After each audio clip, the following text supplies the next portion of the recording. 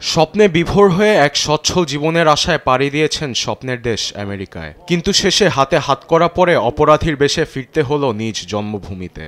মার্কিন president Donald ট্রাম্পের কঠোর অভিবাসন নীতির কারণে ৮৮ অবৈধ ব্রাজিলিয়ান অভিবাসীকে পাঠানো হয় নিজ দেশে। হাতকড়া পরে রানওয়েতে নামানো দৃশ্যে ক্ষোভ জানিয়েছে দেশটির পররাষ্ট্র দপ্তর। প্রেসিডেন্ট ট্রাম্পের বিরুদ্ধে সমালোচনার ঝড় বইছে ব্রাজিলে।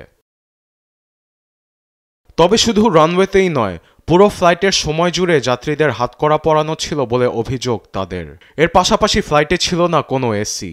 ৪ ঘন্টার ফ্লাইটে অতিরিক্ত গরমের কারণে কেউ কেউ অজ্ঞান হয়ে পড়েন। স্থানীয় গণমাধ্যম জানায়, ফ্লাইটে তাদের শারীরিক নির্যাতনও করা হয়েছে। তারা খাবারের পাশাপাশি পানি পর্যন্ত দেয়নি, ওয়াশরুমে যেতে চাইলে যেতে দেয়নি। ফ্লাইটে বাচ্চা থাকা সত্ত্বেও এসি চালু করা হয়নি। আমাদের সঙ্গে খুব খারাপভাবে আচরণ করা হয়েছে। দেশটির অভিবাসীদের যুক্তরাষ্ট্র থেকে ফেরত পাঠানো নিয়ে কপালে ভাঁজ পড়েছে ব্রাজিল প্রশাসনের। আলোচনার জন্য ব্রাজিলে নিযুক্ত জ্যেষ্ঠ মার্কিন কূটনীতিক গাব্রিয়েল এসকোবারকে তলব করা হয়েছে। সোমবার ব্রাজিলের পররাষ্ট্র মন্ত্রণালয়ের কর্মকর্তাদের সঙ্গে দেখা করেন তিনি।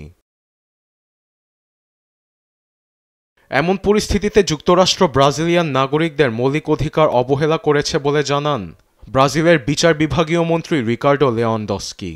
তবে এই বিষয় নিয়ে এখনো মুখ খোলেনি white house. Arbed Afsar, news desk, Desh TV.